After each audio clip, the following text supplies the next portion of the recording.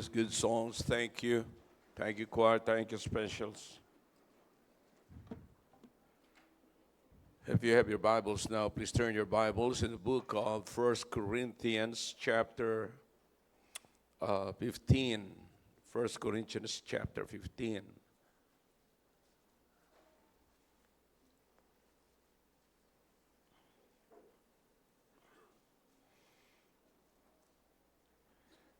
We'll begin reading from verse number 13. Gusto ko lamang ipakita po sa inyo ngayon ang kagandahan ng resurrection and the importance of resurrection, but I'm going to start from the point of entry of the Lord Jesus Christ. And resurrection is very important. It is more important than any other thing that we or the world is celebrating. You know, and just imagine our Lord and Savior Jesus Christ rose from the grave. It's not an ordinary thing. You know, anumang selebrasyon sa ibabaw ng mundong ito ay hindi po kayang takpan ang nangyari sa Panginoong Kristo. Siya ang pinakang maghanap na kayo ng mga celebration dito na mas pinakang top na celebration. That celebration cannot beat the resurrection, because resurrection is more important than any other thing. See? At bago ho nangyari ito, wala pang nangyayaring ganito. Wala pa. At ang Panginoon, sabi ng Biblia, first the one who rose from the grave. And so important. All right? That's why in verse number 13, he said, the Apostle Paul was speaking to the Corinthians, and he said, but if there's no resurrection of the dead, then is Christ not risen. And if Christ be not risen, then is our preaching what? Vain. And your faith is also what? Vain. 15. Yeah. And we are found false what? Witnesses of God. You see, that's not true. Because we have testified of God that He raised up Christ, whom He raised not up, if so be that the dead rise not. If the dead rise not, then is not Christ raised. And if Christ be not raised, your faith is vain. Ye are yet in your sins. 18. Then they also which are fallen asleep in Christ are perished. In other words, there's no hope. 19, if in this life only we have hope in Christ, we are of all men most miserable. But now is Christ risen from the dead and become the first fruits of them that slept. For since by man came death, by man came also the resurrection of the dead. All right? Napakahalaga po nito mga kapatid, sapagkat kung hindi po natin ito bibigyan ng halaga, no, you cannot give importance to your salvation and at the same time ignore the resurrection. No, you cannot do that, because your salvation is nothing without resurrection. I mean, the preaching of the cross will be nothing if Jesus did not rose from the dead. Kaya mahalaga po makita po natin ang mga bagay na ito kung gaano kahalaga. Okay? All right. Let's bow our heads for prayer. Once again, oh God, we come into the throne of grace to please bless the service this morning. Bless this message. Thank you for our first-time visitors this morning. Thank you for your people who are here this morning. Salamat na dinala niyo po kami rito. And I beg you, oh God, to please give me the voice.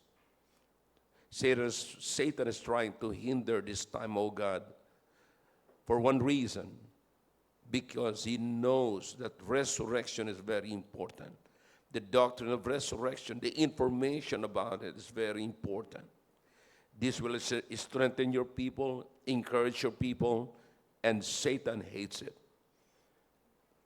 That's why he's doing something, oh God, So please, take care of my voice, take care of my eyes. Please. Make me a blessing. In Jesus' name, amen. All right, thank you. You may be seated in the presence of our God. Now, here is the Apostle Paul. Ito po ay sulat. Is everybody ready now? Okay. This is the letter of the Apostle Paul to the Corinthians, and the Apostle Paul was trying to encourage the Corinthians from where they were. Okay? Nung sila'y naligtas, in-encourage po sila ni Paul by way of telling them or preaching to them about the resurrection. You see? So it's so important, resurrection is so important, the Apostle Paul said that if Christ be not risen, then our preaching vain, and your faith is also vain. Now, this really happened, mga kapatid, sa mga kapatiran back in the old, back when the Lord Jesus Christ started the ministry. And when the Lord Jesus Christ introduced himself by way of triumphant entry, if you can remember that. The triumphant, in the book of Matthew chapter 21, ipinahayag po yan ni Matthew sa chapter 21 of the book of Matthew, you will find the entry of the Lord Jesus Christ. And that was the first entry of the Lord Jesus Christ in Jerusalem when he was old. He was there when he was young. You see, but when it took more than 20 years to get back to Jerusalem. You remember that? Okay, kasi nandito pa siya nung bata pa siya. Pero after that, after more than 20 years, kapatid, saka siya bumalik. You see, kasi when he was 12 years old, nandun po sa synagogue, but pagkatapos niya, nawala na po siya, and then bumalik siya, and then the Bible says there is what we call the triumphant entry, which a lot of people do not know. You see, a lot of people don't have anything, do not know anything about the triumphant entry. It is, people are celebrating the, anong tawag nga nito, yung palaspas? Yeah, they have no idea about it. You see, they have no idea about that. Basta lamang po sila, it's not a random, mga kapatid, na random story. Hindi po yung bigla-bigla na lang pumasok ang Panginoon. In fact, if you are going to search in the Bible, in the first book, in the book of 1 Kings, you will find that it also happened to Solomon.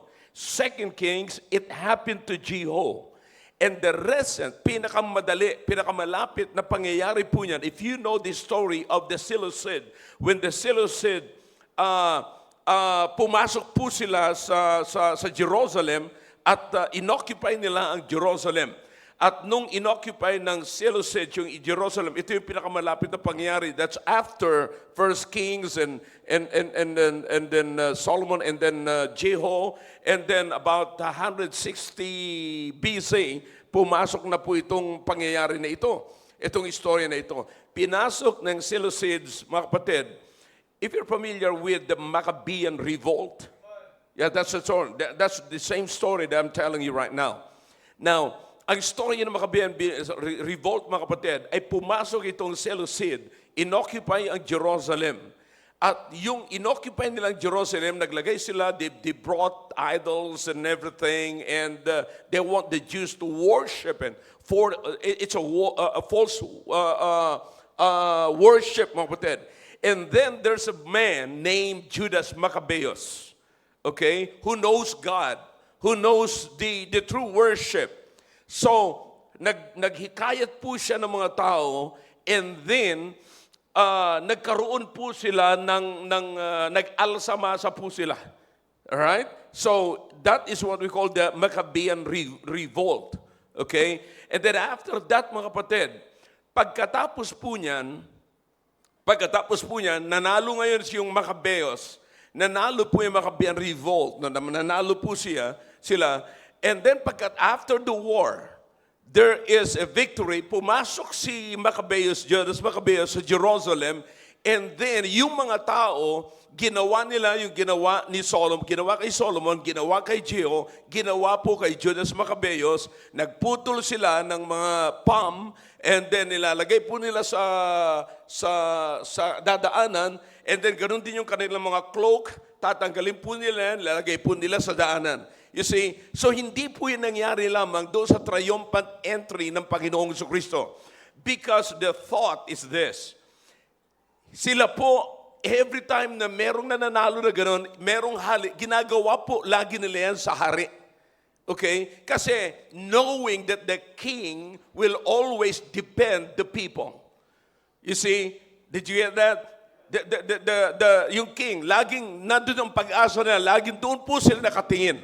Now, during the time of the Lord Jesus Christ, these people, they were in bondage under the Roman Empire, if you can remember that.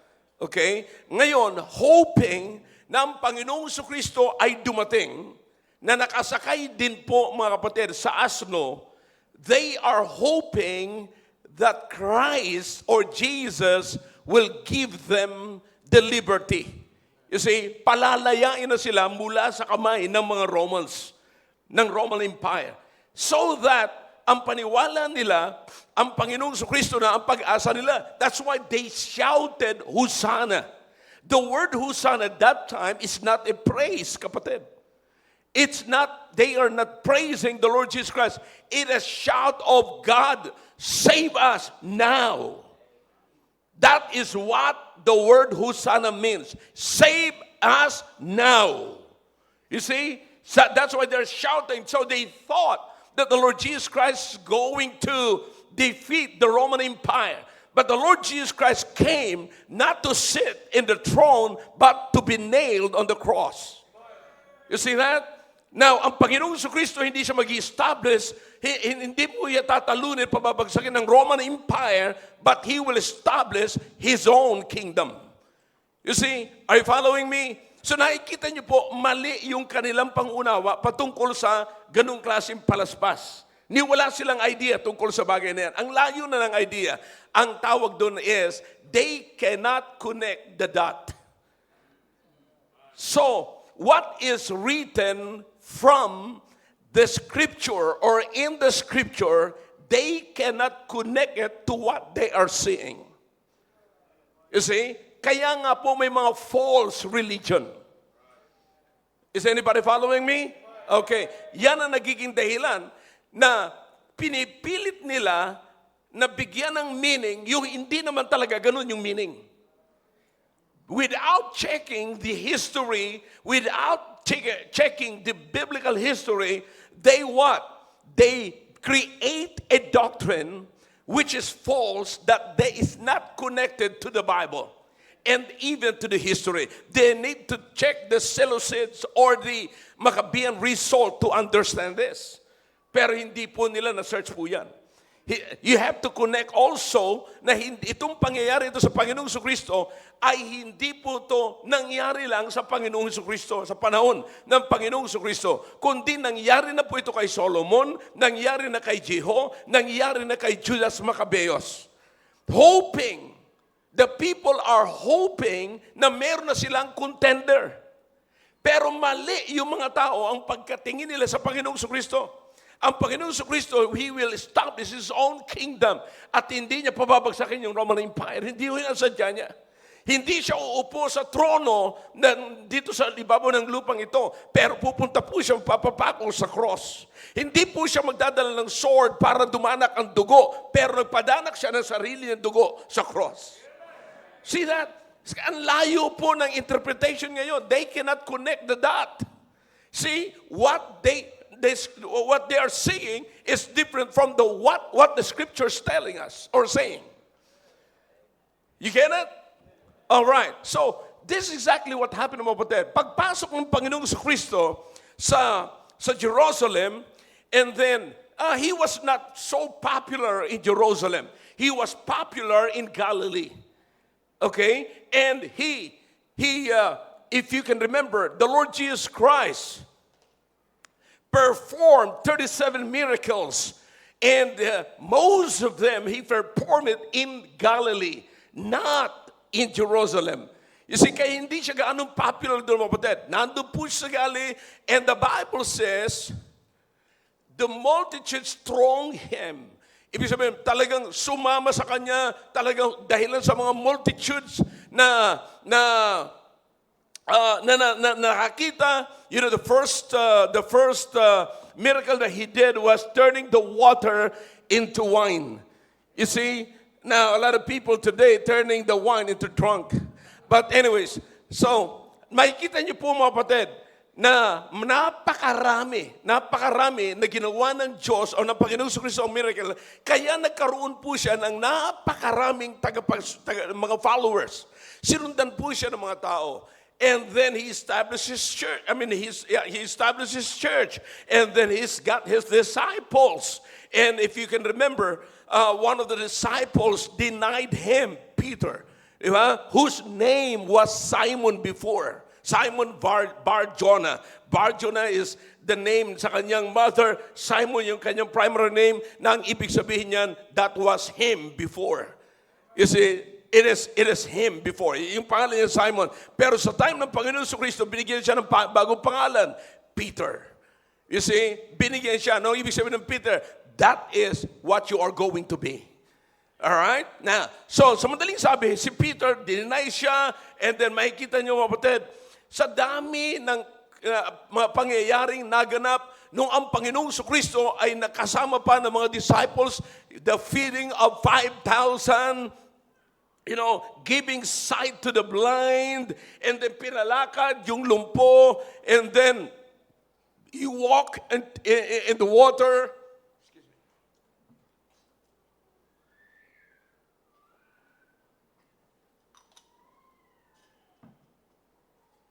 And then, marami pang mga miracles, kapatid. And so, hinangaan siya ng mga tao, sinundan siya ng mga tao, and the Bible says the multitudes followed Jesus. Okay? The multitudes followed Jesus. Are you following me? All right. Now, follow me carefully. Pagkatapos po niyan, mga kapatid, here's the thing. The sad thing came. Remember we call it the Lord's Supper and the Last Supper with his disciples. And one of his disciples, na ang pangalan ay si Judas Iscariot, what? Betrayed him. You see? So Peter denied him. But Judas Iscariot betrayed him. Sira, nandun niya sa kanyang mga disciples. See, yung isa, dininay siya, yung isa, binitray siya. Of course, kung kayo ang tatanungin naman, dating naman sa isipan ninyo, sino mas mabigat na kasalanan na ginawa among the disciples? You see, ako si Peter, ako si Judas. Yeah? So, alin man sa dalawang mga kapatid, ang kasalanan ay kasalanan. But anyways, I preached many times about that. No? But what I'm trying to tell you is, nandun lahat yan. Pero, by the time, hinuli na po siya, dinala po siya sa cross, at yung sinundan ng maraming mga tao, ngayon, hindi na gumagawa ng miracle. Imagine that Friday. Imagine that when Jesus Christ was on the cross. Imagine the followers. Kung kayo po ay nabubuhay, nilalagay ko lamang po kayo sa sitwasyon. Kung kayo ay nandoon sa pangyayaring iyon, na dati niyong sinusundan, na dating nagsasalita sa inyo ng salita ng Diyos, nagpapakita ng kapangyarihan, He gave sight to the blind. Pinalakad niya yung lumpo. Lumakad siya sa tubig. He turned the water into wine. Think about the miracles, kapatid. And now, that person, that man, whom a lot of people followed, now, he is on the cross.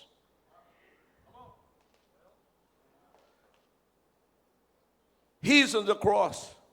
At habang nandoon ka sa cross, nandoon siya sa cross, naiisip niyo ba kung anong nasa isip din ng tao?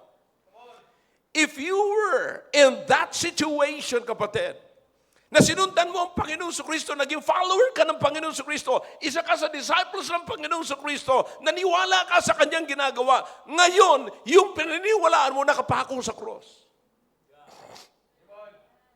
Hindi ba ang iisipin mo? Siya ba talaga yun? Paano nangyari? Paano nangyari na yung lumakad sa tubig, nakapako sa cross? Yung nag-turn ng water into wine, nakapako sa cross. Yung nagmulat ng bulag, nagbigay ng sight sa blind, nakapako sa cross. Yung nagpalakad ng lumpo, nakapako sa cross. Yung bumuhay ng patay, di ba siya yun? Tumawag kay Lazarus, si Lazarus, 4 days na sa tomb. 4 days ng patay. Di ba siya yun? Siya ba talaga yun? Siya ba yun? Are you following me? And then kinabukasan, kapatid, Saturday, the disciples were secretly gathering again in the upper room.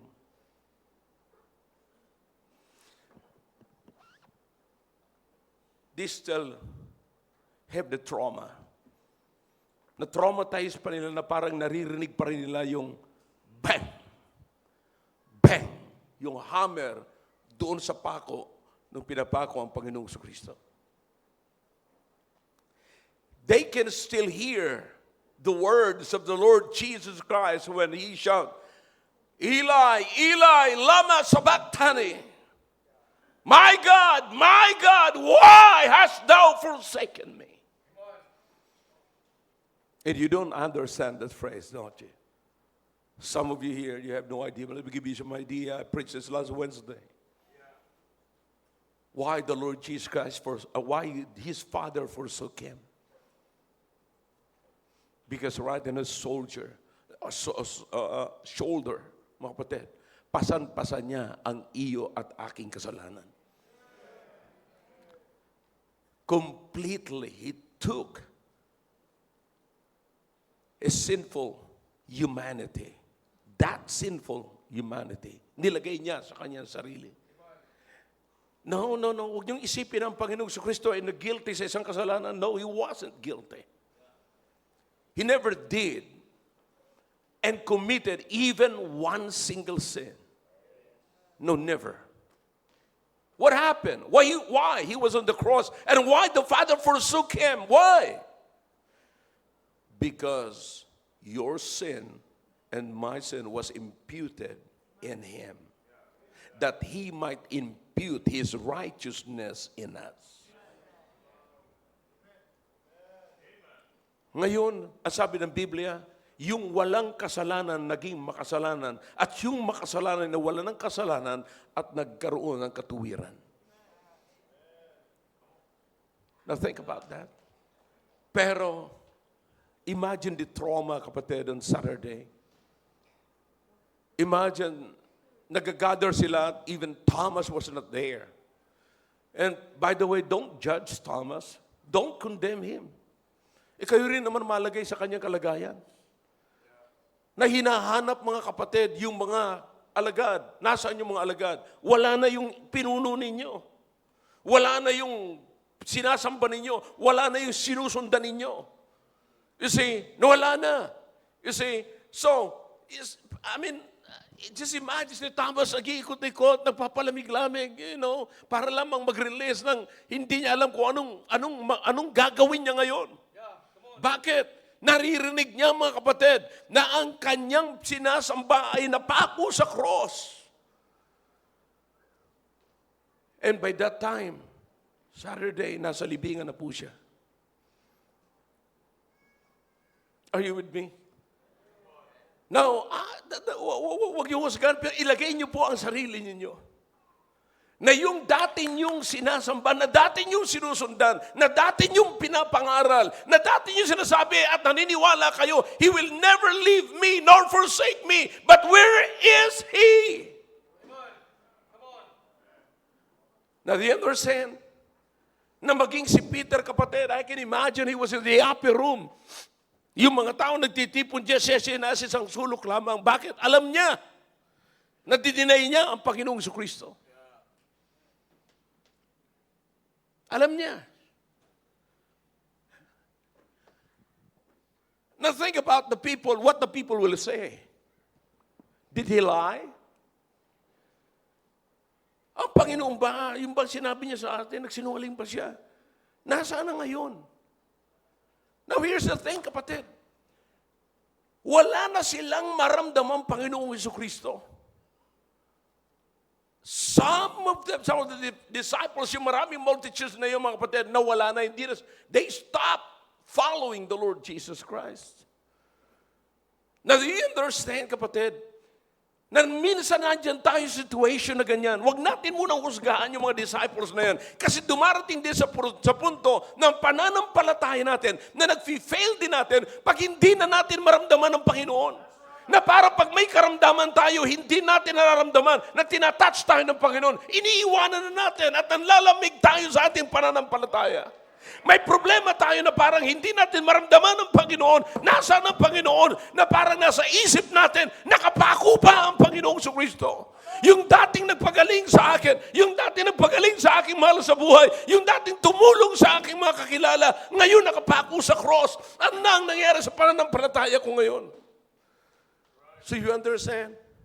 Tanong ko lamang sa inyo, kapatid, ilang beses nyo iniwanan ng Panginoong Jesucristo when He was on the cross? Are you one of the disciples who forsook Him? Ha? Ilang beses natin nakakalimutan ng Panginoong Jesucristo o kinakalimutan ng Panginoong Jesucristo kasi ang feeling natin, wala na, patay na, wala na. Parang naniniwala man tayong buhay pero hindi na natin maramdaman. Kaya anong nangyayari, mga kapatid? Palagi ko sinasabi sa inyo, bumabalik tayo sa dati nating routine. Bakit? Hindi na natin maramdaman ang Panginoong Jesucristo sa bago nating pagkatao. If you cannot feel Him, the last resort is to go back to the old ways, to the old pattern of life.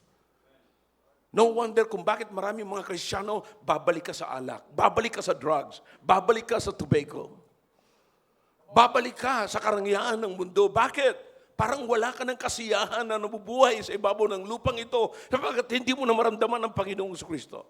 Now, do you understand what's going on in our Christianity today?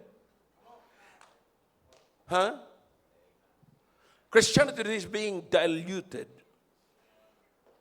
Unti-unti nang lumalabnaw na, mga kapatid. Lumalabnaw na. Marami nang nagpo-forsake sa Panginoon. Marami nang nagpo-forsake sa pananampalataya.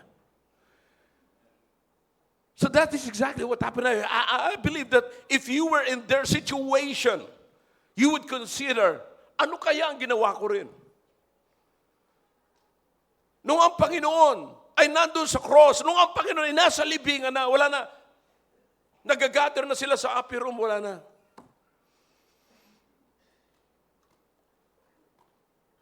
Nasaan na ngayon yung I will never leave you nor forsake you? Wala na. Imagine niyo kung gaano sila ka-traumatized, mga kapatid. Are you with me? But you listen to me. Hindi ho nagtapos doon.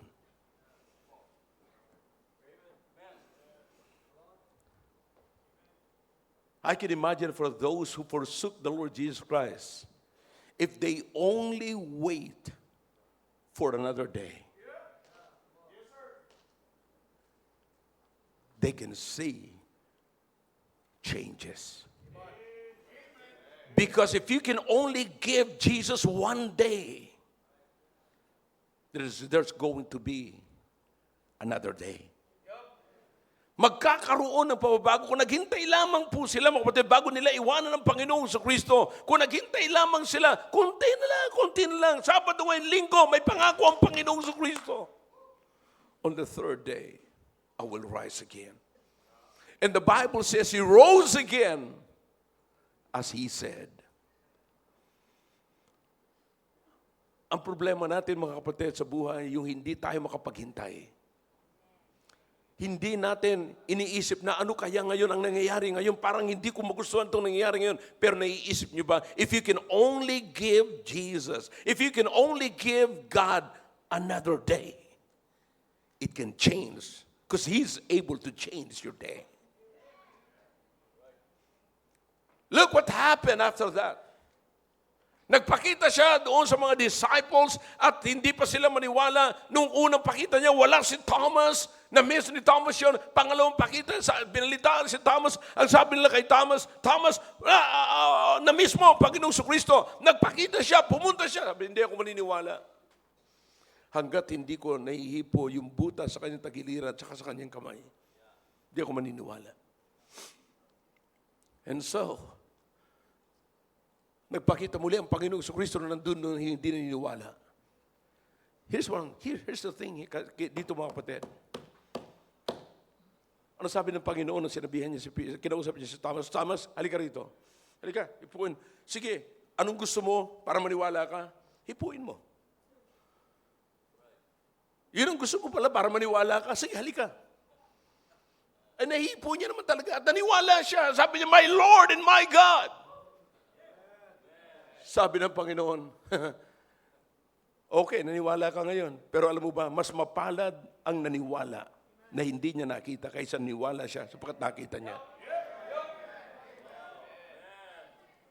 Anong lesson natin dito sa resurrection na ito, mga kapatid? Ang sabi ni Paul sa aklat ng Korinto, mga kapatid, in the book of 1 Corinthians chapter 15, he is trying to tell us, if you want to be sure, the assurance of your faith lies in the resurrection of the Lord Jesus Christ.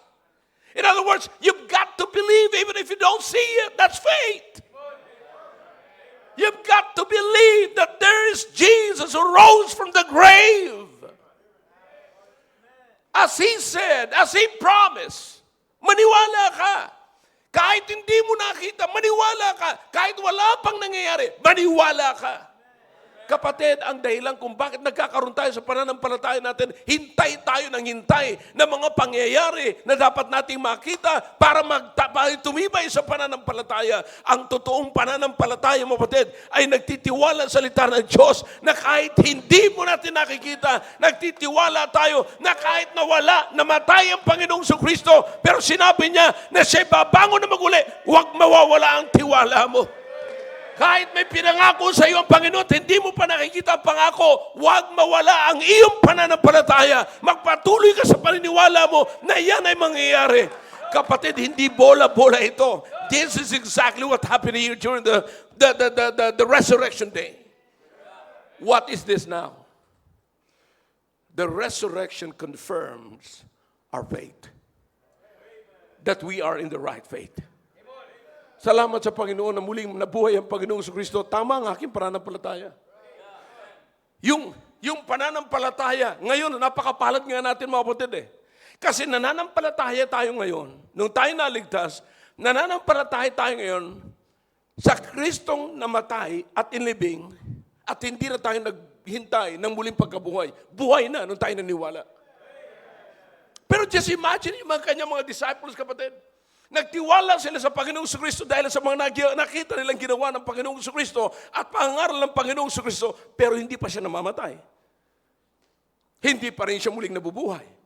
Kaya nga nagkaroon sila ng trauma, nagkaroon sila ng problema noong ang Panginoong Kristo ay nasa libingan pa. Pero it is also simply telling us to keep on trusting God. When you started trusting Him, when He saved you. Nung niligtas tayo ng Panginoon, at doon lahat nagsimula, mga kapatid. Alam ng Panginoon. Alam ng Panginoon, nung namatay ang Panginoon Kristo, ipinangako niya na eh. Nakikita niyo po, mga kapatid, yung kagandahan ng kanyang pangako, that He will rise from the dead. The Bible says He rose from the grave. Now, notice, pinangako niya na. Alam niyo kung bakit? Because He knows it. He knows that the disciples' faith might fail. Because wala pa silang nakikitang karanasan na ganito eh.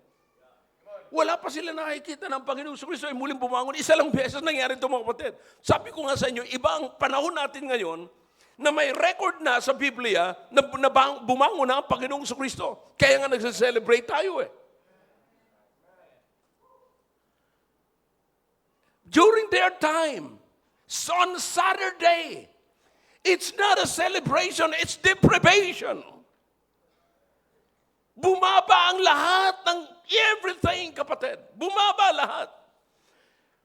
Yung ratings ng Panginoong Kristo na dating 100, bumaba sa 20.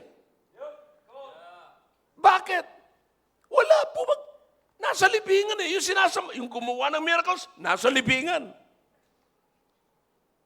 Kailan tataas yung rating na yun? Kung kayo ang nandoon. Kung bumaba ang rating ng Panginoong Kristo, bumaba rin ang rating natin. That is exactly what the Apostle Paul said. He said here, in verse number 14, yeah, and we are found what? False witnesses of God. Because we have testified of God that He raised up Christ, whom He raised not up, if so be that the dead rise not. For if the dead rise not, then is not Christ instead. See? So kung hindi lahat nangyari itong kapatid, lahat ng ating pananampalataya walang kwenta. But you know what? Sapagkat nangyari ang lahat, tumaas ang rating ng Panginoong Kristo, tumaas din ang rating ng Kristiyano. Now listen, habang inaaral ko po itong kapatid, tinitignan ko yung mga pangyayari, nag-gather yung mga Kristiyano sa upper room. Habang nandoon po sila, iniisip ko kung ano ang nararamdaman nila, anong ginagawa nila. I can imagine Peter. On Saturday, look, kung gaano siya kalungkot, mga kapatid, nandoon siya. Alam niya.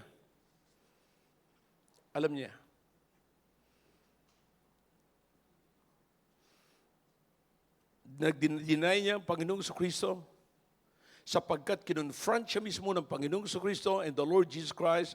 When the Lord Jesus Christ confronted Peter, He said, before the cock crow, you will deny me not once, not twice, but thrice.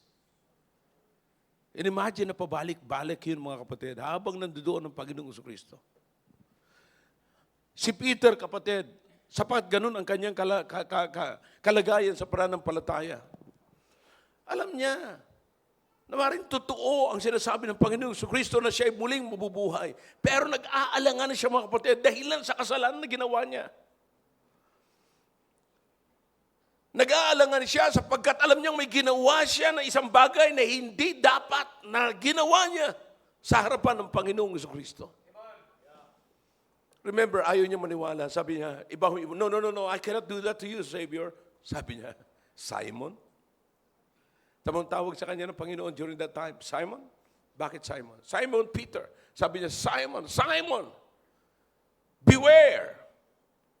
Simon, mag-ingat ka. Hindi. Bakit tinawag siyang Simon? Because that is who he was. Hindi siya tinawag na Peter na para doon sa dulo, mga kapatid. Sabi niya, Simon, bakit? Peter, yung una mo, yung kalagayan mo na yan, yung dati mong pagkatao, i-deny mo ko. Not once, not twice, but thrice. So nag-aalangan si Peter habang nandoon po, mga kapatid, ng Panginoong Kristo, at noong nabuhay na muli ang Panginoong Kristo, ang sabi ng Panginoong Kristo, ang sabi ng angel sa kanya, of course, that's a word from God, mga kapatid. Go. Pumunta yung mga babae, nagdala ng pang-anoint sa Panginoong Kristo para i-anoint nila yung body ng Panginoong Kristo para hindi na mangamoy mga kapatid. And then, bumalik. Sabi ng angel sa kanila, all right, go. Tell the disciples. Did you notice that? That the Bible says, and Peter. Why do you need, why why the Lord need to single out Peter. Hindi ba disciples naman na si Peter? Bakit sinabi na lang sana, Panginoon, tell the disciples to meet me right there at the mount. Bakit sinabi pa, and Peter? Sapagkat alam ng Panginoon, yung guilt ni Peter, na si Peter ay guilty sa kalagayan niya, pero gustong ipaalam ng Panginoon kay Peter na, Peter, you are forgiven.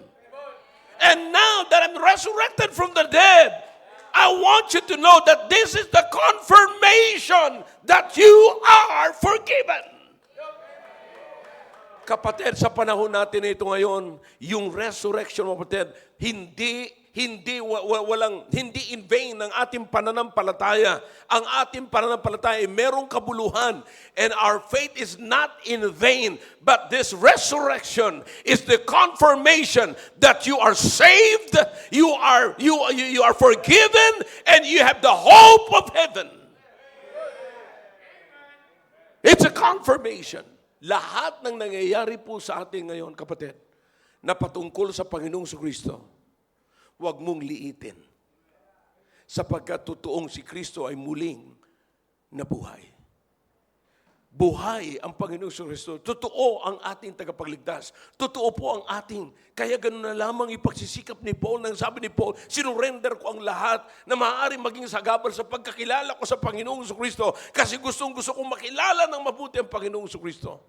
So that after that, if you go back to the book of 1 Corinthians chapter 15, right there at the last verse of that chapter, what is Paul's encouragement to us? Therefore, my beloved brethren, be ye what? Steadfast, unmovable, always abounding in the work of the Lord. In the work of the Lord. It was emphasized in that passage. Why? Because our Lord rose from the grave. Buhay ang ating Panginoon. Buhay. He lives. He lives. He lives within our heart. Kapatid, sabi ng Biblia, in the work of the Lord, for as much as ye know that your what? Labor is not what? In vain. Why it is not in vain? Because he rose from the grave. He was resurrected. Remember what the Apostle Paul said in verse number 14. Our preaching is vain. Ang faith is vain kung di ang Panginoong Kristo na buhay. Ay ngayong muling nabuhay. Kapatid, magtrabaho tayo. Magpatuloy ang ating pananampalataya. Tuloy ang soul winning. Tuloy ang giving. Tuloy ang attendance. Tuloy ang lahat ng ginagawa natin sa Panginoon. We should not stop serving God and doing something for the Lord, for as much as He knows that your labor is not in vain in the Lord. I don't know about you, pero ngayong umaga, kapatid, kung iisipin mo lamang pangyayaring ito, sana walang Kristiyano na nakaupo lamang sa araw ng Linggo at Lunes wala nang ginagawa.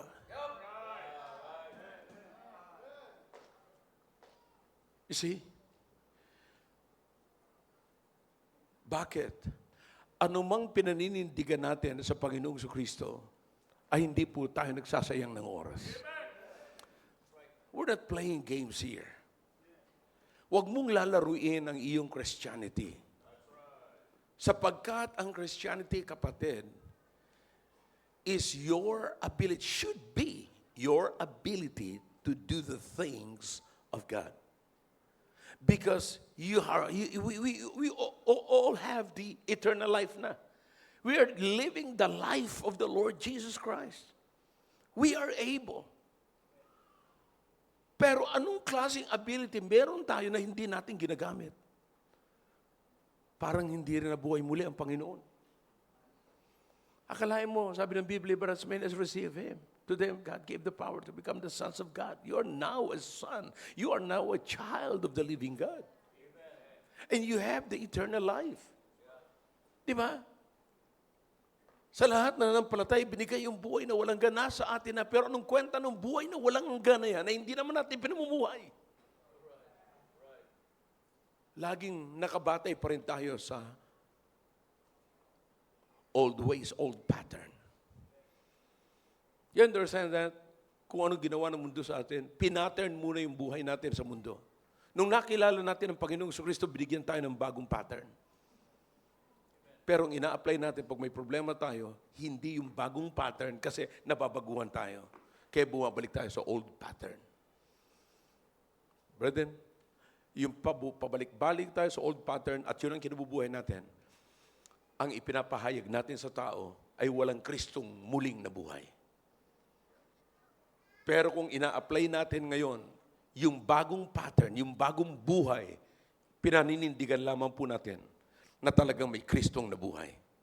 At hindi po nakakahiya na tayo mamuhay bilang isang Kristiyano sapagkat totoong nabuhay ang Panginoong Kristo. Katulad sinabi ko last Wednesday, okay? Jesus identified himself completely to humanity. Thank God.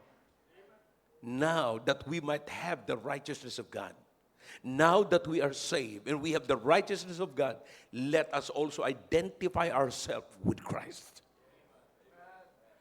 Nakakahiya kung ang Panginoon, hindi siya ng lumo, hindi siya nahiya, na i-identify niya ang kanyang sarili sa ating makasalanan, pero tayong makasalanan, nahihiyang magpa-identify sa kanyang katuwiran.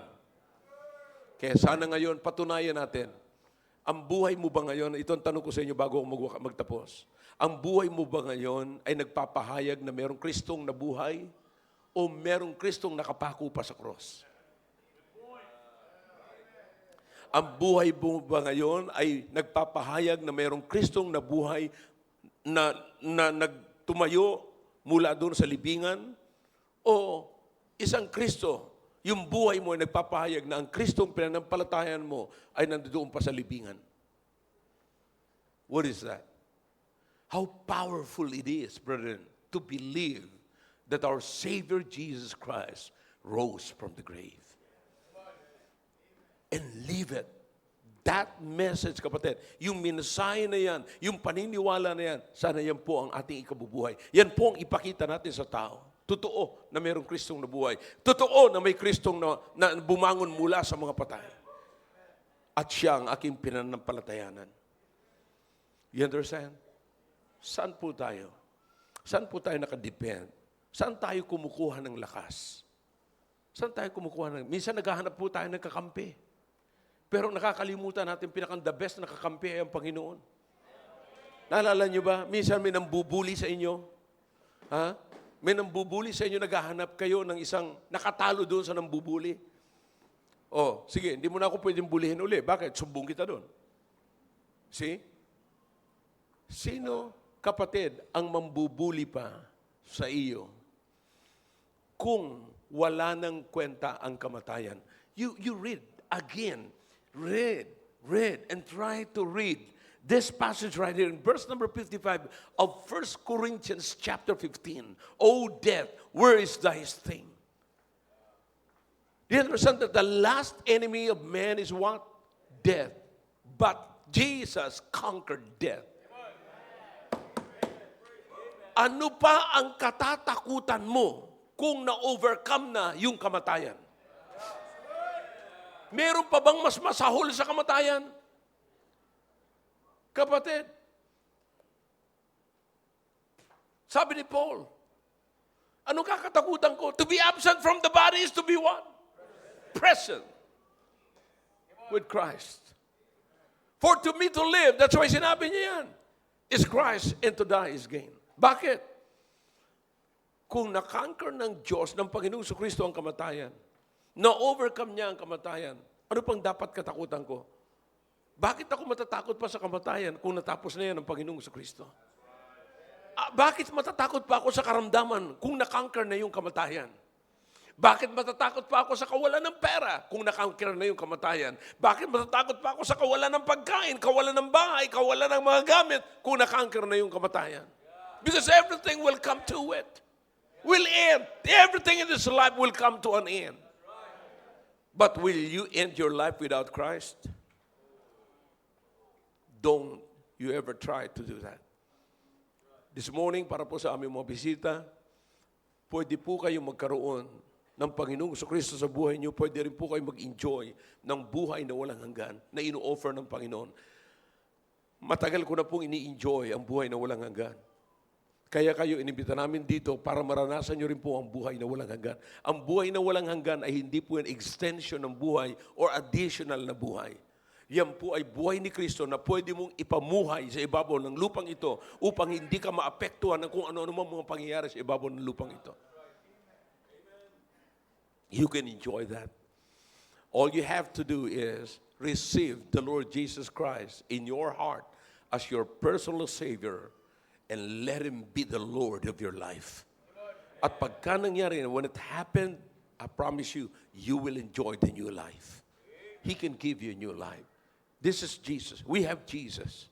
We have Jesus. We have this very clear, kapatid. Nabuhay na. Sa mga bisita po namin, nabuhay na ang Panginoong Kristo. Hindi tayo naglilingkod sa isang Diyos na patay. Naglilingkod tayo sa Diyos na buhay. How about it this morning? Anong klaseng buhay meron ka? Ang buhay mo ba nagpapahayag na isang Kristong bumangon mula sa mga patay? O Kristong hindi pa bumabangon mula sa mga patay at hanggang ngayon ay patay pa rin siya? How about it? How about it? Kapatid, kapag ka ang buhay mo ay lagi na lamang nakasalalay dun sa mga pangyayari, hindi na magamot-gamot yung bibig mo, hindi na magamot-gamot yung problema mo sa puso, naglilingkod ka pa rin sa dati mong pattern. Remember, it's a pattern.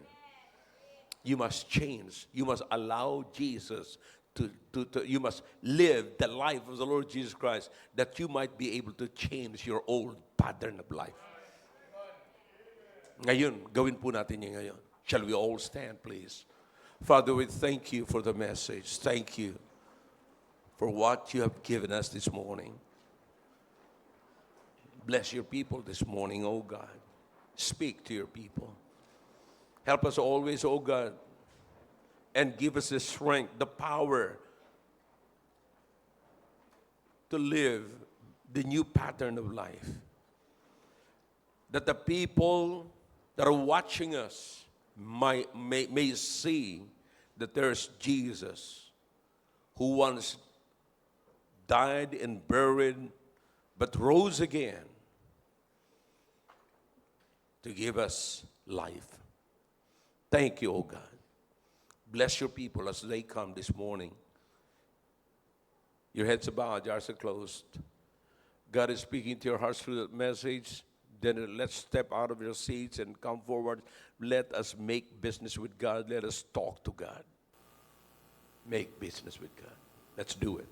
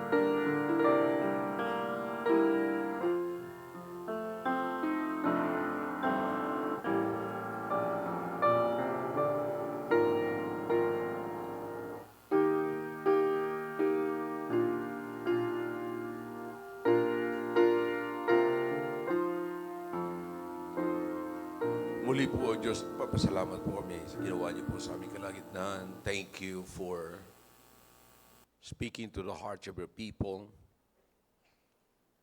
which I believe, oh God, you heard us. We are really thankful, oh God, for what thou hast done in our life. Thank you that we have now the confirmation that our preaching is not in vain. Our faith is not in vain. And whatever we do,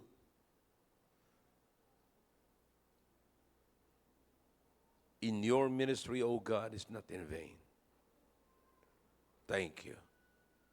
Now I'm asking you, oh God, to please save the unsaved and baptize the converts. Speak to your people this morning, please. Speak to our first-time visitors. In Jesus' name, amen. All right.